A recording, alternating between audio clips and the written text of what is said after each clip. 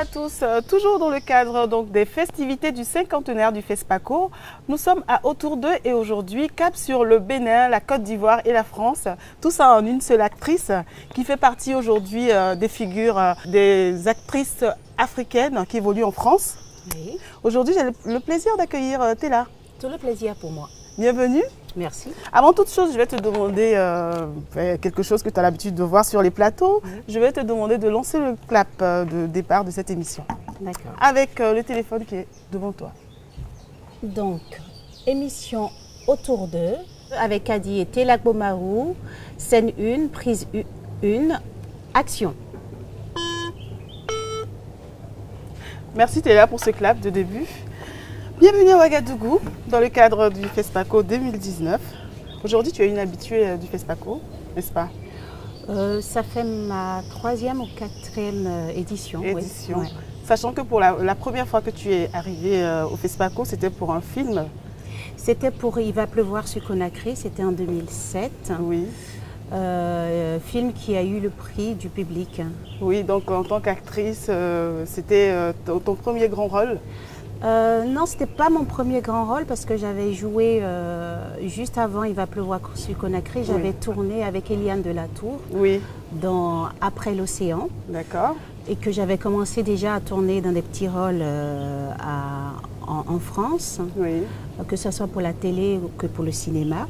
Mais c'était la première fois que je tournais vraiment, que j'étais baignée dans le milieu du cinéma africain. Du cinéma africain. Parce qu'Eliane de la Tour est française. Oui. Et donc, même si on avait tourné à Abidjan, ça restait dans la production française. Voilà. Bon, pour parler donc de ton parcours, on va avoir des images, quelques images, et on en reparle juste après. Très bien. Alors, je vous invite à voir le parcours de Tella Gbomarou en images et on se retrouve juste après pour en parler.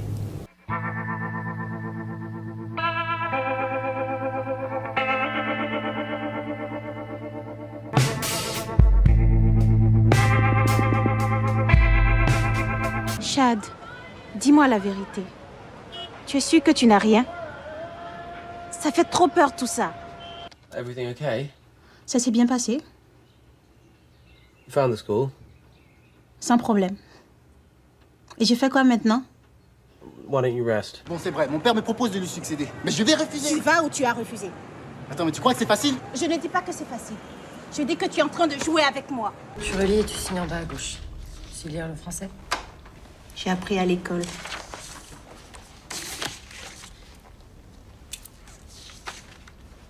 Où tu as trouvé ça? Tu comprends ce qu'ils disent là? Mais il n'y en a pas ougandais, monsieur. Monsieur. Oui. Je n'ai aucun nom à vous donner puisqu'il n'y en a pas. Ok, dans ce cas, tu es viré. Tella, comment on le dit chasser le naturel et il revient au galop? C'est ton histoire avec le cinéma, n'est-ce pas?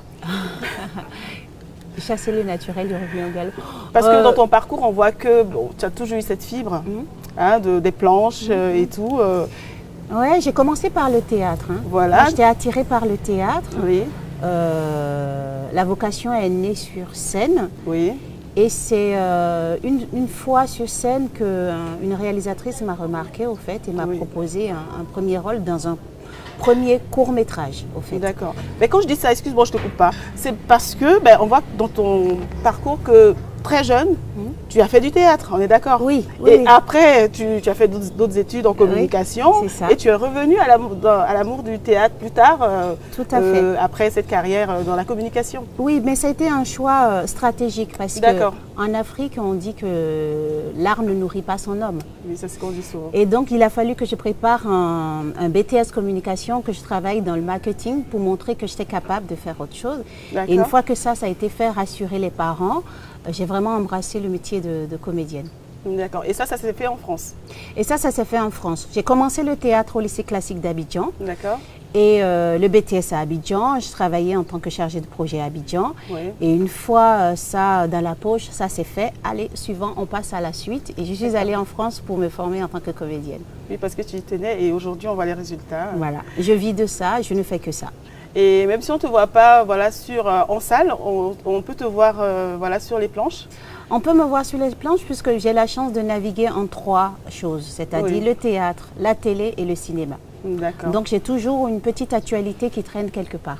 Et pour te suivre Sur Facebook déjà. Facebook, et oui. puis là, le 5 mars, je joue à Paris. D'accord. Je joue dans Gentil petit chien d'Akimba, qui est un auteur guinéen, qui a eu le prix RFI il y a 2 ou 3 ans, je crois, et qui est un auteur prolixe, qui a beaucoup d'avenir. Donc je joue dans l'une de ses pièces. C'est pas lui qui met en scène, hein, mais je joue dans l'une de ses pièces à Paris.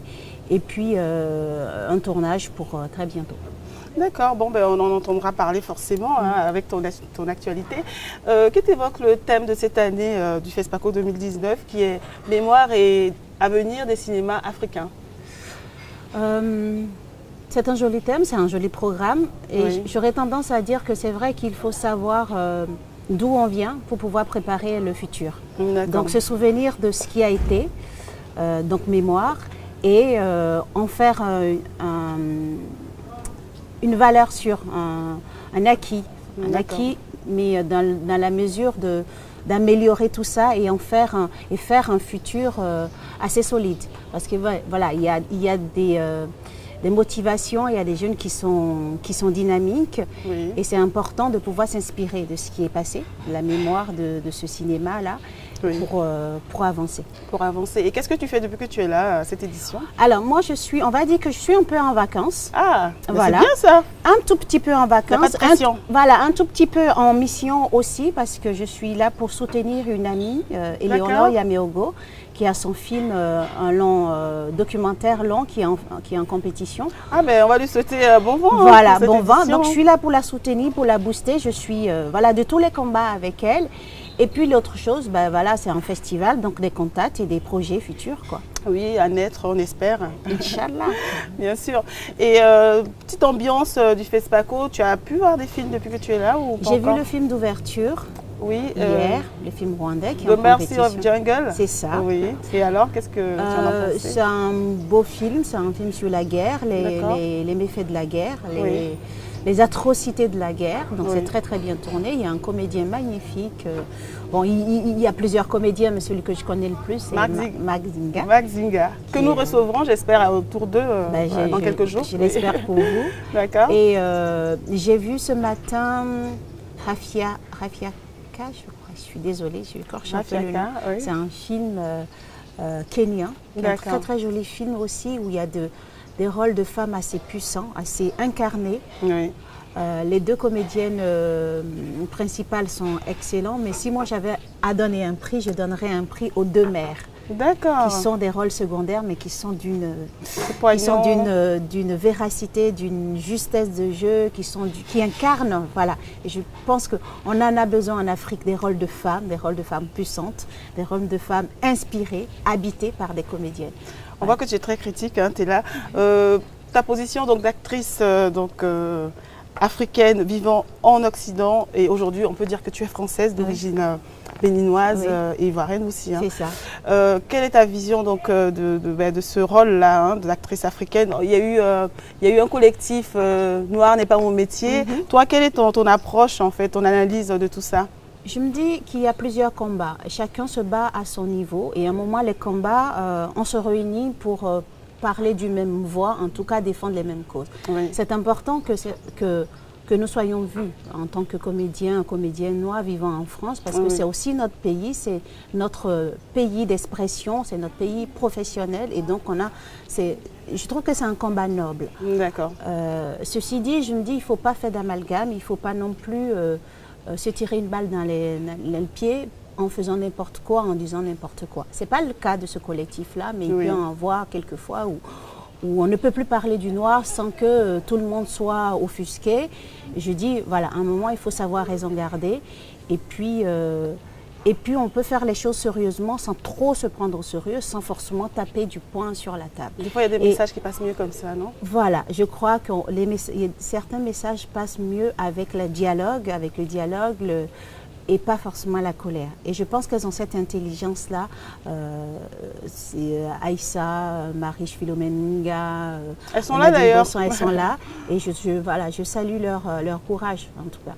D'accord. Nous allons faire un petit tour d'horizon sur Ouagadougou pendant cette ambiance du FESPACO cinquantenaire et nous revenons sur ce plateau pour en parler un peu. Tu nous diras un peu ce que tu as fait, les rencontres et tout, les gens que tu as revus, parce qu'on revoit toujours des connaissances. Oui, absolument. Voilà. Donc, petit tour d'horizon de l'ambiance du FESPACO 2019.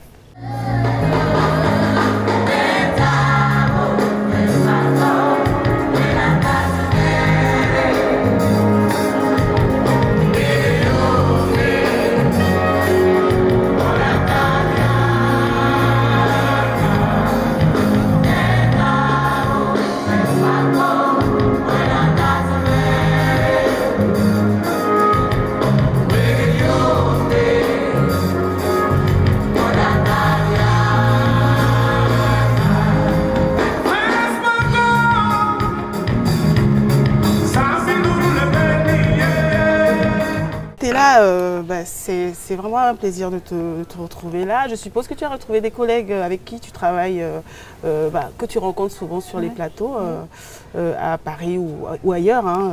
Ben là, il faut dire que je viens d'Abidjan. Oui. Ça fait 2 semaines que je suis à Abidjan sur un projet de théâtre. D'accord. Et donc oui, forcément, j'ai retrouvé les comédiens avec qui j'étais à Abidjan il y a 2 jours. J'en ai retrouvé là.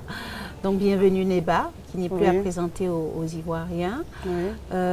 J'ai retrouvé une réalisatrice, animatrice, qui est en train de devenir une amie. J'espère que ce sera une belle histoire d'amitié et professionnelle. Angela. D'accord. Et puis des personnes. Ah, j'ai fait une superbe rencontre hier. Alors, donne-nous des détails. Un jeune couple de jeunes Ouagalais étudiants qui passaient devant le ciné Burkina et qui sont férus de cinéma. Et je sentais qu'ils étaient un peu, ils se demandaient c'est quoi ce film qui passe. Donc il se trouvait que c'était le cimetière des éléphants. Le documentaire d'Eleonore Yameogo. Et puis je les sentais un peu réticents. J'ai dit mais qu'est-ce qu'il y a, qu'est-ce qui se passe là? Je dis oui mais on veut venir mais on ne sait pas trop. Je dis mais comment vous voulez venir, vous ne savez pas trop. Allez, c'est une consoeur, il faut venir la soutenir. Et puis commence à sourire un peu. Et je sentais qu'il y avait une petite gêne. Et ils reviennent me voir et disent bon on veut bien venir mais il y a un petit problème. J'ai dit un petit problème de quoi? De quel? Alors effectivement il n'avait pas assez de sous. D'accord. Donc je fais un deal avec eux. Je dis écoutez, je paye le billet de la femme. Et l'homme, il se débrouille. Normal, hein? J'ai payé l'entrée de la jeune femme. Et ça s'est super bien passé. Ils étaient là, ils ont passé un super bon moment. On a échangé les contacts.